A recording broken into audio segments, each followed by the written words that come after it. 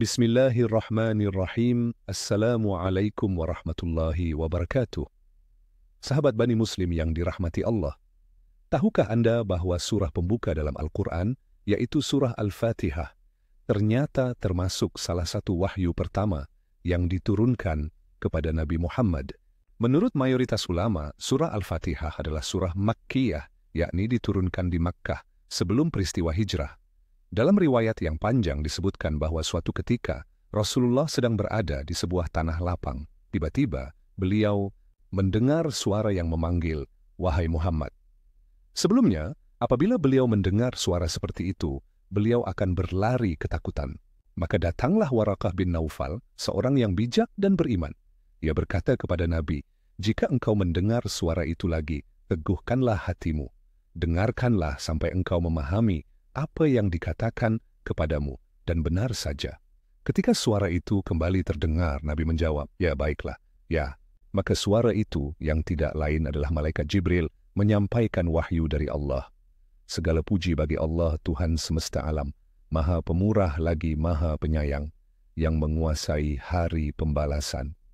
Sampai akhir surah Al-Fatihah, inilah momen agung turunnya Ummul Kitab, yang juga disebut sebagai 7 ayat yang diulang-ulang.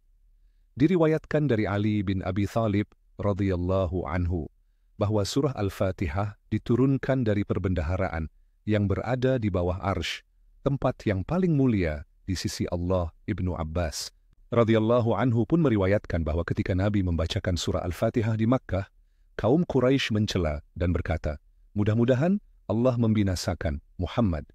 Ia berani menyebut Tuhan semesta alam, namun wahyu terus turun dan hati Nabi semakin teguh. Dalam hadits yang diriwayatkan dari Abu Hurairah, Rasulullah bersabda, "Demi zat yang jiwaku berada di tangannya, Allah tidak menurunkan dalam Taurat, Injil, maupun Zabur sesuatu yang menyerupai Ummul Quran. Ia adalah 7 ayat yang diulang-ulang dan Al-Quran yang agung yang diberikan kepadaku." Sahabat Bani Muslim, surah Al-Fatihah bukan sekadar pembuka dalam mushaf. Ia adalah intisari dari Al-Quran. Ia adalah doa, pujian, dan pengakuan kehambaan. Maka tak heran jika disebut sebagai surah paling agung dalam seluruh kitab suci yang pernah diturunkan. Sebagian ulama seperti Mujahid memang berpendapat bahwa surah Al-Fatihah adalah surah Madaniyah. Namun, mayoritas ulama menegaskan bahwa ia adalah surah Makkiyah. Hal ini juga diperkuat oleh firman Allah dalam surah Al-Hijr ayat 87. "Dan sungguh, kami telah memberikan kepadamu 7 ayat yang dibaca berulang-ulang dan Al-Quran yang agung." Sungguh tidak masuk akal jika dikatakan bahwa Nabi tinggal di Makkah lebih dari 10 tahun dan melakukan salat tanpa membaca surah Al-Fatihah, seandainya ia baru diturunkan di Madinah.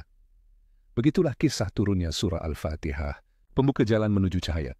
Semoga kita senantiasa menghayati maknanya dalam setiap rakaat salat kita. Jika sahabat merasa video ini bermanfaat, jangan lupa untuk menyukai, membagikan, dan mengikuti channel Bani Muslim agar tidak ketinggalan kisah-kisah inspiratif berikutnya. Wassalamualaikum warahmatullahi wabarakatuh.